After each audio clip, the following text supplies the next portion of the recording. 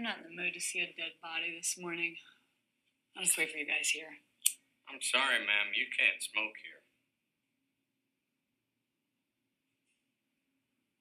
It's a fucking morgue! And that was the second funniest line in the episode, which I found to be a little bit closer in tone to season 1 and season 2. I chuckled a few times, and I really enjoyed the humor in this episode.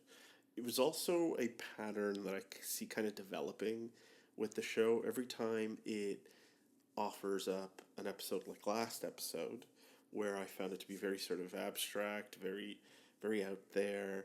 It didn't move any of the plot lines along, outside of a little bit to do with Dark Coop, and that really just muddled things up for me. Spending a lot of time in the 50s. This one actually pushed all the plot threads forward, and I think it also gave us a little more information. But before that, let's talk about the episode. Let me give you a little detail about it. So we start off with Evil Coop, who survived last week's gunshot wound.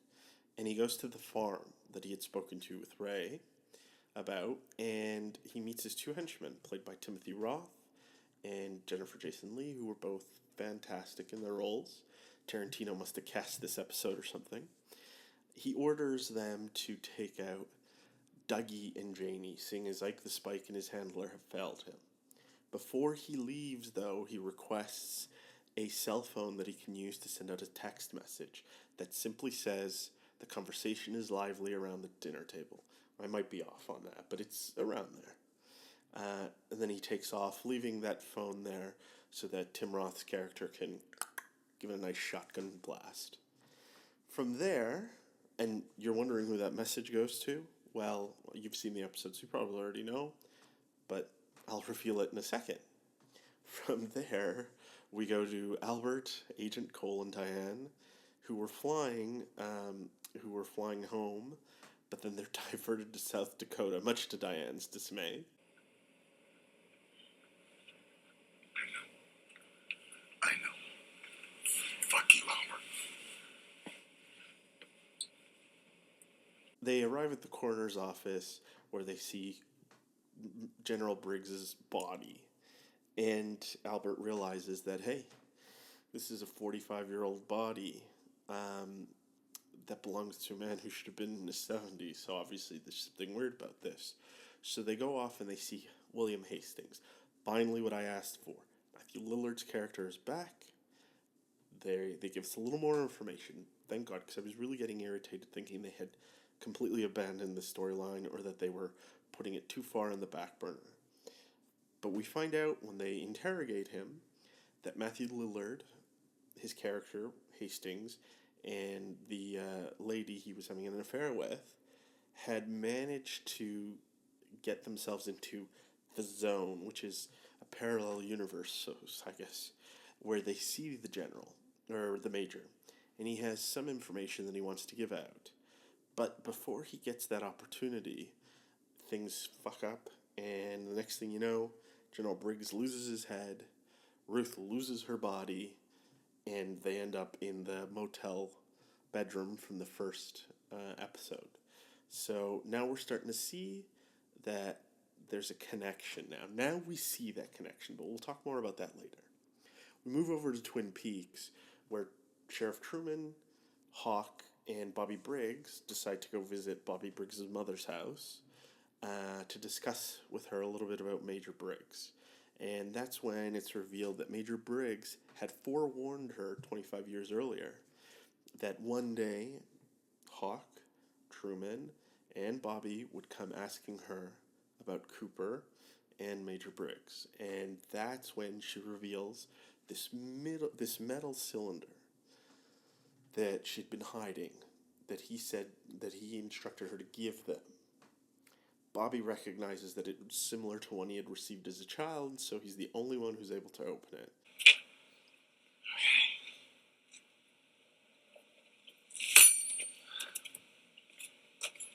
And what do we find? Drum roll. It is instructions to go to a place, grab some dirt, put it in your pocket, walk a little bit more, and what do you find? We'll find out in the next episode. But odds are it's probably the Black Lodge, and you're probably looking at the start of how they bring Cooper back. Obviously, there's going to be more to that, but this seems to me like the start of how we're really going to get Cooper back and how we're going to get the Twin Peaks folks with Cooper. Now we move to Los Angeles, where Dougie and Janie were waiting to be interviewed by those three inept cops. I guess they figure out that Dougie's kind of slow. They say so. And they decided that the best way to sort of deal with this is just to get his fingerprints, because they find out that this Dougie character didn't exist prior to 1997. There was absolutely no information on him. So they trick him by offering him a new cup of coffee, taking away his old cup, bagging it to fingerprint it. At that point, they take off and they find out where Ike the Spike is.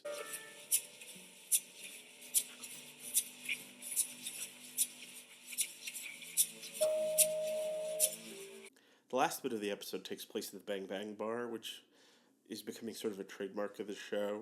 It ends with a musical guest, but not before we get two characters sitting down talking, one of them complaining about the fact that she's been fired from a burger joint for being on drugs, and she got one gnarly rash on her armpit. It's actually kind of gross. She kept scratching at it, but that was pretty much the end. I was glad to see that the episode gave us some payoffs. Like, I've been waiting to get a little bit more payoff from the show. I felt like they were being weird for the sake of weird. But we finally find out more about the Matthew Lillard storyline, the Hastings storyline, and we get a payoff on General Briggs' storyline. I mean, that storyline obviously has been going on for 25 years, but he's what connects Twin Peaks to South Dakota. Now we finally start to see why we've wasted time in South Dakota. General Briggs is that connection, and thank God that something has happened with that storyline. We also finally know how Ike the Spike is connected to Evil Coop. We know that it's through that handler, and we know that something's going to happen now because Ike's been arrested, the handler has failed, and Evil Coop is looking pretty pissed off about that. So hopefully that unravels as well. The other thing that's really interesting about this episode is the text message that Evil Coop sent out. Who did he send it out to? He sent it out to Diane. Diane, who in 2 episodes ago saw him face to face and was absolutely repulsed by him. Diane, who made it seem that something horrible had happened the last time she was face to face with Coop, and we know it was the evil Coop. I theorize, and a lot of people theorize, that maybe he raped her, but it could have been something else. But she receives that text message, doesn't tell anybody, doesn't reply. It really caught me off guard, and it's one of the sort of curveballs they tossed in this episode. The episode did answer a lot of questions, and it did push the story forward, but it did give us some new mysteries. The other thing is Ben Horn's office. You get that pulsating ring. What is that? What does that mean? How does that connect? Somebody said that, I spoke with somebody who said that maybe that indicates that Joni Chen, is it Joni Chen? I'm forgetting her name now. Joni Packard was, that was symbolic of her. But that didn't make any sense to me, so I'm not putting any stock into that. I'm sure it has something to do with the Black Lodge. I'm sure that's what it has to do with, so we'll find out soon enough. I really did enjoy this episode. Like I said, it pushed the plot lines along a little bit more. It was less weird for the sake of being weird. It was more tonally in sync with what we had seen with Twin Peaks episodes. And once again, I always enjoy seeing the old characters. I find that that's when the show is the most grounded, when it's making the most sense, is with the Twin Peaks characters. And the Dougie stuff is probably the second best thing going on. there, but everything else is, I don't know. I don't know. I give this definitely an 8.5 out of 10, and I'm hoping that the next episode will continue to push the plot forward. Will continue to give us, some great funny one-liners, and let's hope. Cross our fingers. Until next time.